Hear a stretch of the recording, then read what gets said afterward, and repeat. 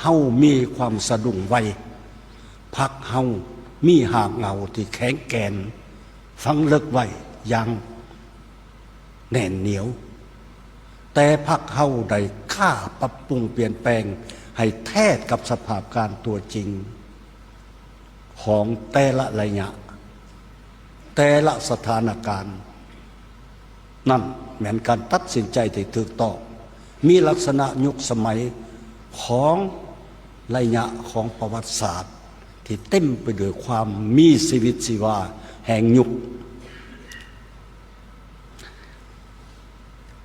ซึ่งมันแสดงออกมาจากตัวจริงที่เต็มไปด้วยสัจธรรมและความเป็นพรรคการเมืองที่เข้มแข็งแม้นความกล้าหาญในการเบิ่งความจริงเปลี่ยนแปลงไปตามสภาพการเพื่อผลประโยชน์ของประชาชนและของชาติประเทศเฮาจากประเทศที่มีจุดเริ่มต่ำอาจจะว่าจากศูนย์ของการพัฒนาจากความทุกข์ยากลาหลังที่สุดทั้งถึกปิดล้อมหอบด้านภายหลังสงครามแต่ประเทศเฮาก็ยังคงตัวอยู่ได้มีการพัฒนาที่ก้าวหน้าเป็นจนถึงปัจจุบันนี้ประเทศเฮาก็มีสื่อเป็นประเทศหนึ่งที่มีสื่อ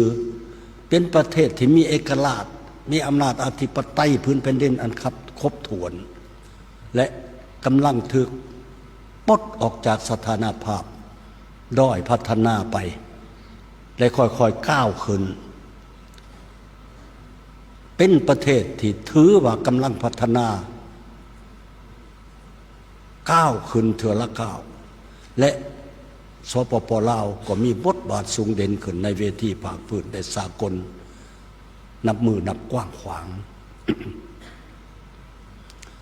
แต่ถึงอย่างนั้นก็ตามพวกเขาก็ต้องกล้าเบิ่งความจริงนำกันว่าพวกเขายังบ่สามารถเป็นเจ้าตนเองได้ในหลายด้านยังมีข้อจำกัดสำคัญหลายประการ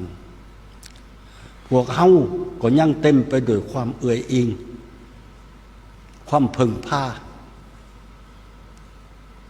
ขาดความบุกบืนอย่างแท้จริงอย่างเป็นเจ้าและ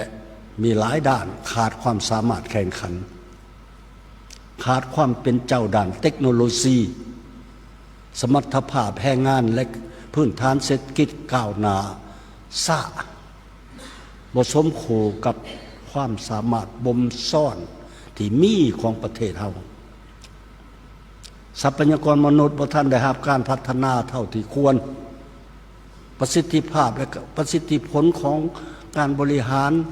ประเทศยังบ่ทันสมคู่กับความเรียกร้องต้องการ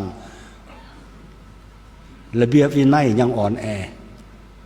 ความสามารถของการจัดตั้งปฏิบัติหน้าที่เวียงงานยังบ่สูงความสามารถพวกเราสามารถสังเกตได้อย่างชัดแจ้งว่า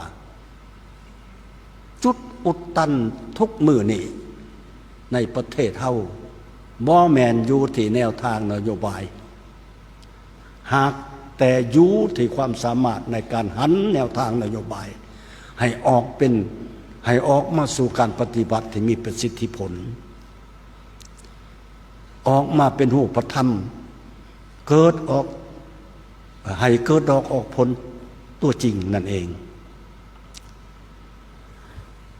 เรียนบรรดาสหาย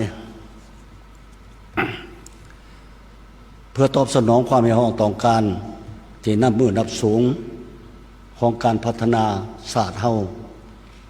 ในระยะใหม่พวกเฮาต้องเป็นเอกภาพกันในระดับสูงและมีความเด็ดขาด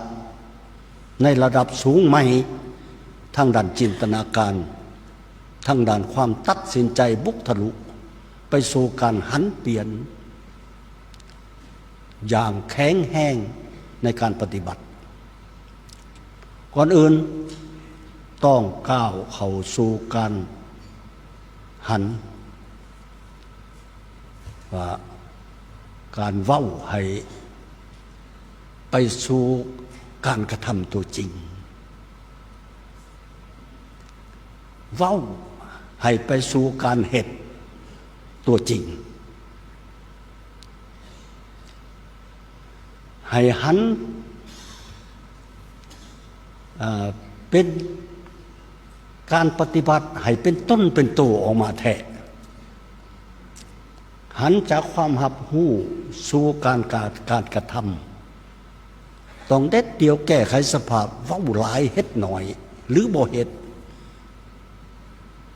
เว้าที่มีวัดฟ้าทัดสินจบงามเป็นตาฟังแต่เฮ็ดหยังบ่ได้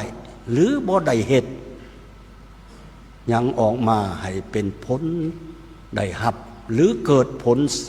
ที่สามารถจับต้องได้แต่นี่เป็นต้นไป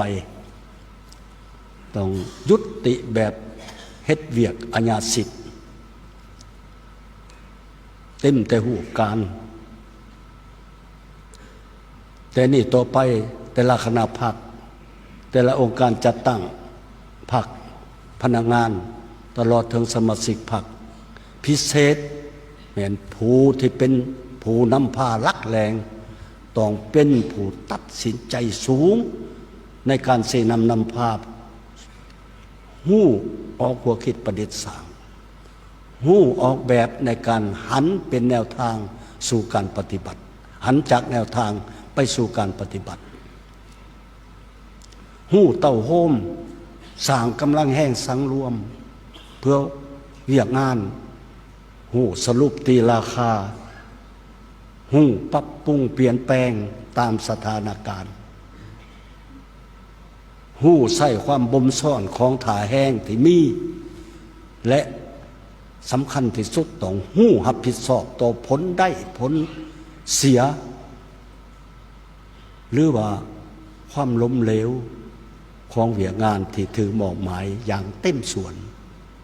นี่ข้าพเจ้าอยากหมายถึงพนักงานการนำ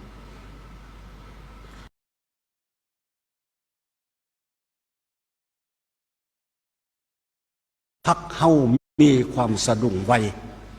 พรรคเฮา